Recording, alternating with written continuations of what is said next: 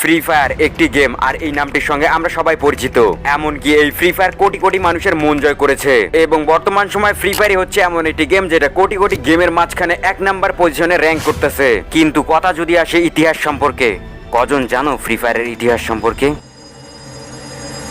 এই গেমের পেছনে কত বড় ইতিহাস লুকানো রয়েছে, কেন তৈরি হয়েছিল ফ্রি ফায়ার, কে এর নির্মাতা, কবে শুরু হয়েছিল ফ্রি ফায়ারের যাত্রা, আর ফ্রি ফায়ারের প্রথম নামই বা কি ছিল, সবকিছু জানতে যাচ্ছি আজকের এই ভিডিওতে। তাই তুমি যদি ফ্রি ফায়ারের ইতিহাস সম্পর্কে জানতে চাও, যেখানে আছো সেখানেই বসে পড়ো। আর ফ্রি ফায়ারের ইতিহাস না জানতে চাইলে ভিডিওটাকে স্কিপ করো।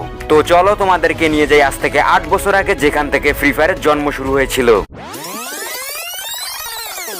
সাল 2017, ঠিক সেই সময় যে সময় পাবজি এবং ফর্টনাইটের মতো গেমগুলো রাতারাতি অনেক বেশি পপুলার হয়ে যাচ্ছিল। পাবজি এবং ফর্টনাইট পপুলার হলেও সেই গেমগুলো সবাই খেলতে পারতো না, কারণ পাবজি এবং ফর্টনাইট গেম খেলতে হলে অবশ্যই প্রয়োজন হতো গেম কনসোল কিংবা পিসির, যেটা সবার কাছে ছিল না, আর মধ্যবিত্ত হওয়ার কারণে সবাই এটাকে কিনতেও পারতো না। আর এই বিষয়টিকে লক্ষ্য করে সিঙ্গাপুরে থাকা ছোট্ট একটা গেমিং কোম্পানি গেরিনা, এরপর গেরিনার সিদ্ধান্ত নেয় তারা একটা নতুন প্রজেক্টে কাজ করবে। আর এই প্রজেক্টের মূল উদ্দেশ্যই হবে তারা এমন একটি ব্যাটল রয়্যাল গেম তৈরি করবে যেটা লো এন্ড ডিভাইসের মধ্যে খুবই স্মুথলি খেলা যাবে। আর এই গেমটি ডিজাইনের দায়িত্ব দেয় 111.studio কে। আর 111.studio হচ্ছে ভিয়েতনাম ডেভেলপ কোম্পানি, যেটা গেমের ডিজাইন তৈরি করে। আর এই কোম্পানি গেরিনার হয়ে নতুন একটি প্রজেক্টে কাজ শুরু করে, আর যেই প্রজেক্টটির নাম ছিল প্রজেক্ট এক্স।